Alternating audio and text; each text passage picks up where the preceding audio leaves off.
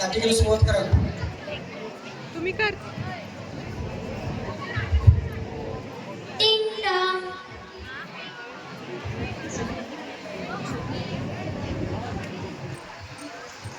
जय जिनेंद्र. जय जिनेंद्र. या.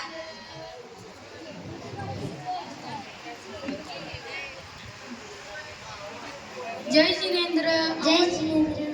आपण कोण आहात? मी स्थळाची एजंट आहे. मला बाहेरून समजलं की तुमच्या घरी एक लग्नासाठी मुलगी आहे.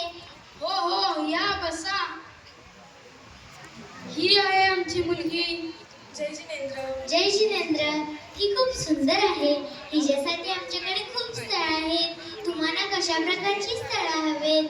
हे आम्हाला विचारलं काय आहे, त्यांना विचारा. इथं आमचं काही चालत नाही. काय हो तुमचं?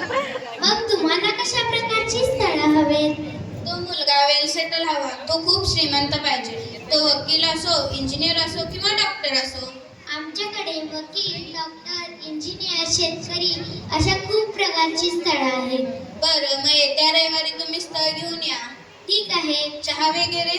चहा घेणार, पण आता स्थळासोबतच येऊन घेणार. ठीक आहे. जय जिनेंद्र. जय जिनेंद्र.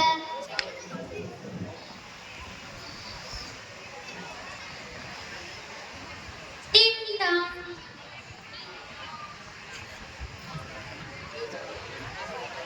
जय जिनेंद्र. जय जिनेंद्र. या बसा.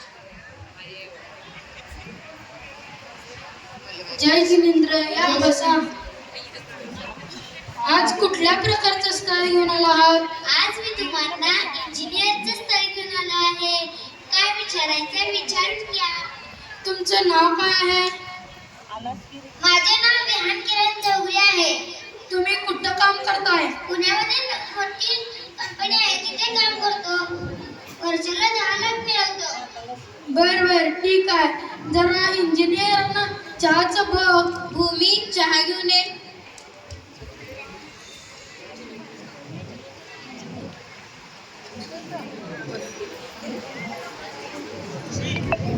ही आहे आमची मुलगी. काय विचारायचं असलं तर विचारून घ्या.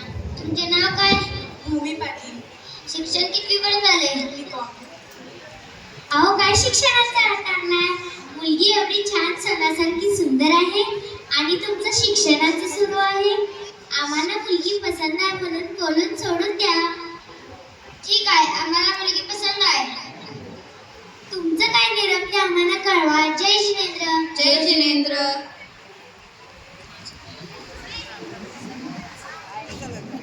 टिंग टॉंग.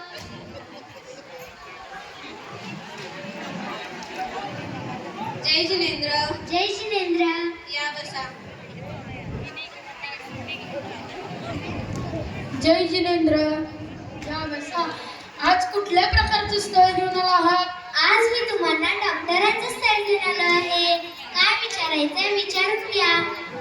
तुमचं नाव काय आहे? सुहास पाटील. तुमचा दवाखाना कुठं आहे? जयसिंगपूरमध्ये 5व्या गल्ली. तुम्ही वर्षाला किती रुपये कमवता? 15-20 लाख कमवतो. बरं, ठीक आहे. जरा डॉक्टरांना चहाचं लवकर बघ. भूमी, चहा घेऊन ये. मी डॉक्टर आहे. चहा नको, दूध चालेल. मला चहाच पाहिजे.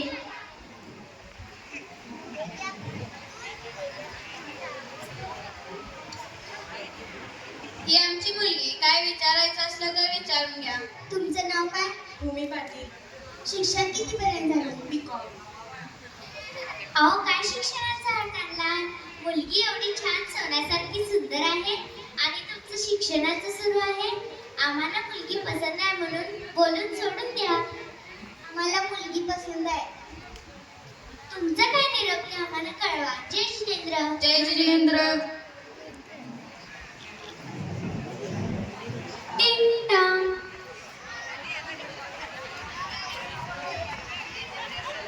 जय जिनेंद्र. जय जिनेंद्र. या बसा.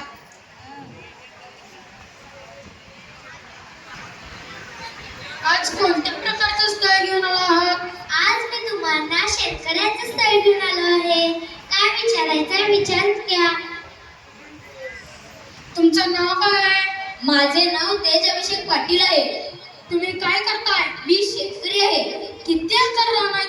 15 एकर रान आहे आमचं व गावात जंगी 1 कोटीचा बंगला आहे. त्याच्यासमोर BMW आणि मर्सिडीज सर्व काही आहे आणि रानात ट्रॅक्टर म्हणा नांगर म्हणा सर्व काही आहे. आणखी काय पाहिजे?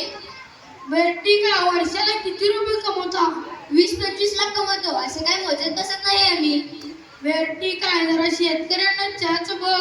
भूमी चहा घेऊन ये. मला डबल चमचे साखर लागते.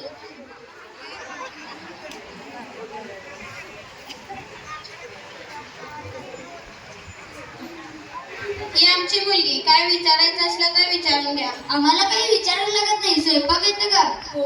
मग भरपूर झालं. काय तू तुमचा निरोप कळवा. जय जिनेंद्र. जय जिनेंद्र. जय जिनेंद्र.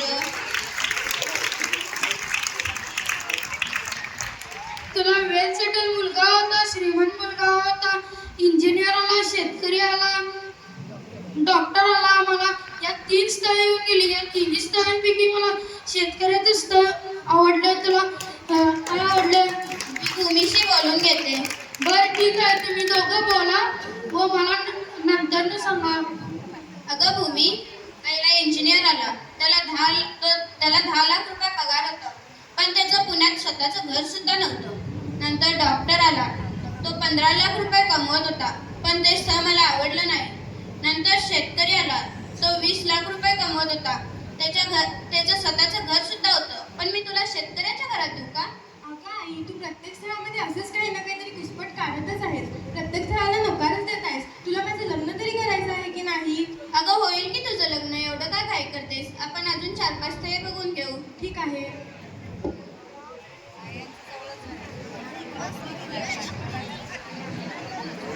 एवढ्या नोकऱ्या केल्या पण एखादी यश नाही. बिझनेस करण्यासाठी हातात भांडवल नाही. रोज मित्रांसोबत पार्ट्या करण्यासाठी पैसा कुठून आणू? एक काम करतो, एखाद्या श्रीमंत बापाच्या एकुलच्या 1 मुलीला पटवतो. म्हणजे तिच्याबरोबर फसवून लग्न करायचे, तिचे सर्व प्रॉपर्टी हडपायचे आणि तिला सोडून द्यायचे. आता हे कुठून आणू? एक काम करतो, केतकी आणि दिया माझ्या मैत्रिणी आहेत. असले उद्योग त्यांना सुचवतात. त्यांना सांगतो असा एक मासा गळ्यात अडकवण्यासाठी.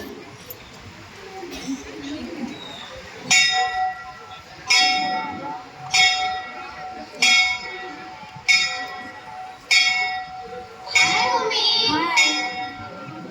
अगं भूमी, तुझ्या लग्नाचं काय झालं? अगं तुला काय सांगू आई, प्रत्येक स्थळामध्ये काही ना काहीतरी घुसपट काढतच आहे आणि प्रत्येक स्थळाला नकारच देत बसले आहे. अगं ते आपल्या वर्गातला नाही नाही का तुझ्या पाठीमागे होता का तो? हो, आठवतोय ना तो. अगं तुला माहितीये का, त्याने अजून लग्नच केलं नाही तुझ्यासाठी. अगं काय सांगतेस, खरंच? हो, पण तो वेगळ्या जातीचा होता ना. पण त्याला काय होतंय? मी काय करू? एकीकडे आई बाबा त्यांच्या मतावर ठामच होत नाहीये आणि एकीकडे माझं वय सरत चाललंय. माझ्या मैत्रिणी बोलतात ते काही चुकीचं नाही. हा, भलेही तो वेगळ्या जातीचा असेल, पण मला आता जाती धर्माचा विचार न करता लग्नाचा विचार केलाच पाहिजे. नाहीतर काही मुली खूप चांगला मुलगा शोधण्याच्या नादात त्यांची कित्येक वर्षे वाया घालवतात. तसंच मी देखील करू का? अगं भूमी, आता तू त्याचा विचार करू नकोस. आता तू फक्त नैतिकचा विचार कर. आम्ही नैतिकला निरोप पाठवतो. तू उद्या 11 वाजता तयार होऊन ये. ठीक आहे. बाय.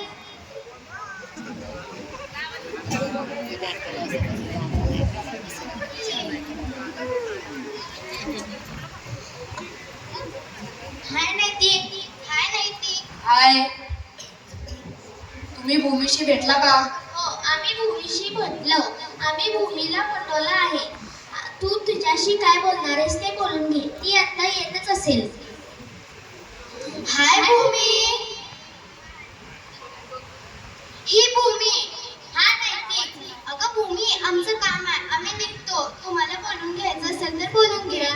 अगं थांबा, कुठे चालला? अगं नाही, आमचं काम आहे, आम्ही निघतो. बाय. भूमी, मला माहीत आहे की तुझ्या लग्नासाठी खूप स्थळ येत आहेत, पण तुझं लग्न होतच नाही. मी तुझ्याशी लग्न करायला तयार आहे. मी तुला खूप सुखात ठेवू शकतो. मला माझ्या आई बाबांच्या विरोधात जायचं आहे, त्यामुळे मला थोडा विचार करायला हवा. आम्हाला काय ते निरोप सांग, मी येतो.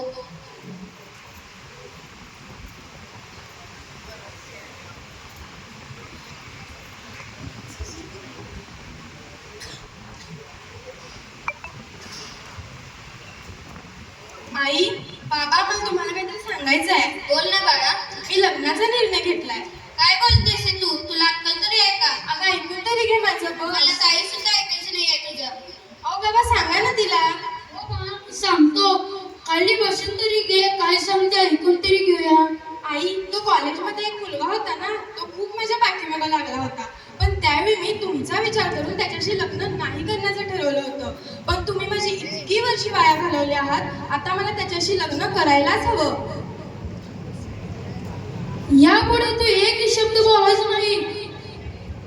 हे सगळं तुझ्यामुळे झालंय. 5 वर्ष झाली, कित्येक स्थळ येऊन गेली, त्यात काही ना काहीतरी तू चुकी काढतच असतेस.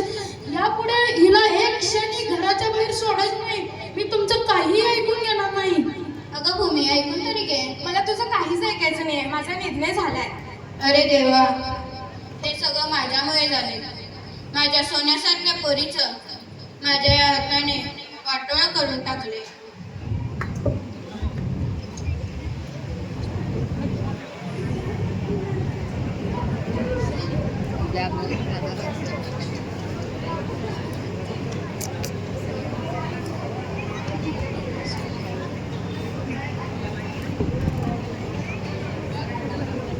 Drink drink.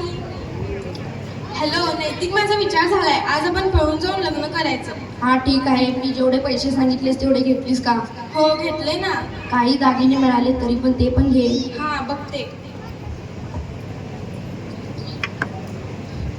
भूमी, ए भूमी, भूमी. काय झालं? अहो भूमी कुठे दिसत नाहीये. तुला सांगितलं का नाही, तिला घराच्या एक क्षणी बाहेर जाऊ द्यायचं नाही म्हणून. आता तिला हुडा. Hello drink drink. हॅलो. आई मी लग्न करून घेतले. आता मी कधीच घरी परत नाही येणार. काय बोलतेस हे तू? काय झालं? काय झालं? अहो आपली पोरगी पळून जाऊन लग्न केले आणि ती घरी कधीच करत नाही. अरे देवा, हे सगळं माझ्यामुळे झालंय. माझ्या सोन्यासारख्या पोरीचं माझ्या हाताने वाटोळं करून टाकले. अजून चांगलं स्थळ मिळेल, अजून चांगलं स्थळ मिळेल असं म्हणत म्हणत पूर्ण आयुष्य बर्बाद झाले. याच कारणाने ती अशा स्तराला जाऊन पोचली. त्यामुळेच ती परजातीच्या मुलाबरोबर पळून जाऊन लग्न केली. यात खरोखर चूक कोणाची? आई वडिलांची काय त्या मुलीची?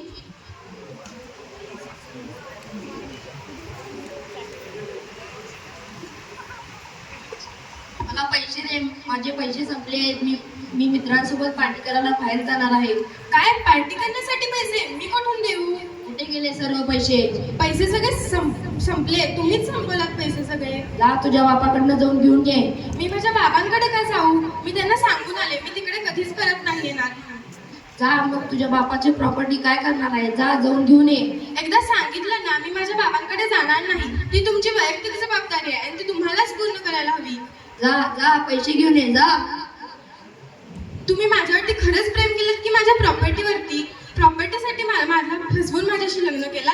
हो, मी तुझ्या बापाच्या प्रॉपर्टीसाठीच मी तुझ्याशी लग्न केलेलं आहे. तू जर आता प्रॉपर्टीचे पैसे घेऊन आली नाहीस तर मी आता तुला सोडून जात आहे.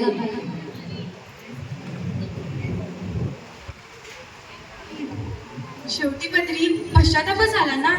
काय अवस्था करून घेतली मी स्वतःची. देवानं काय नशिबाची थट्टाच मांडली. आई आई मला मारून का टाकलं नाहीस? तुझ्या हट्टापोटी कितीतरी स्थळे त्यांचा होकार असताना तू अगदी सहजच त्यांना फाडून लावलास. घरची वडीलधारी माणसं बोलतात ते काही चुकीचं नाही. ज्या त्या वयात मुलींचं शिक्षण पूर्ण झाल्या त्यांच्या हाताला हळद लागलीच पाहिजे. आता तरी तुम्हा सर्वांना पटलं का? समाजात कावळे टपूनच बसलेली असतात. अहो कावळे काय, गिधडं असतात ती गिधडं. माझ्यासारख्या सावजाला अगदी सहजच हेरतात आणि शिकार करून टाकतात. मी माझ्या घराण्याचा समाजाचा अपमान केला आणि चुकीचा निर्णय घेतला आणि त्या नराधमाच्या जाळ्यात अडकले. मला माझी चूक मान्य आहे, पण आता पश्चाताप करून काय उपयोग? खरंच तुम्हाला वाटतं यात माझी एकटीची चूक आहे? तुम्हाला वाटतं सांगा, यात माझी एकटीची चूक आहे?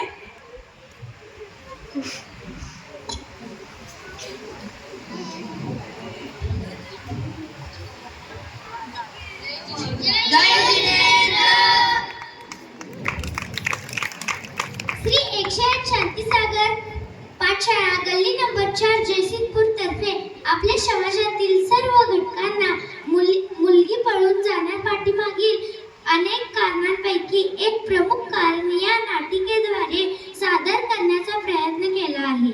यातून तुम्हाला काही बोध घेण्यासारखे वाटले आणि येथे जमलेल्या हजारो पालकांपैकी एखाद्या जरी आईला मुलीला आपली चूक वेळेवर लक्षात आली तर होणारा एक जरी अनर्थ टाळला तर आम्ही आमचे भाग्य समजू. धन्यवाद. पत्र परिचय. बाबा ईशान, आई विधी, मुलगी भूमी, एजंट माही, स्थळ 1 विहान, स्थळ 2 सुहास, स्थळ 3 तेज, मुलीच्या मैत्रिणी केतकी आणि दिया, मुलीला फसवणारा मुलगा नैतिक. लेखक दिग्दर्शक संवाद श्री बाहुबली खोत सर, जयसिंगपूर. धन्यवाद. रचिता वैभव पाटील एक छोटंसं गायन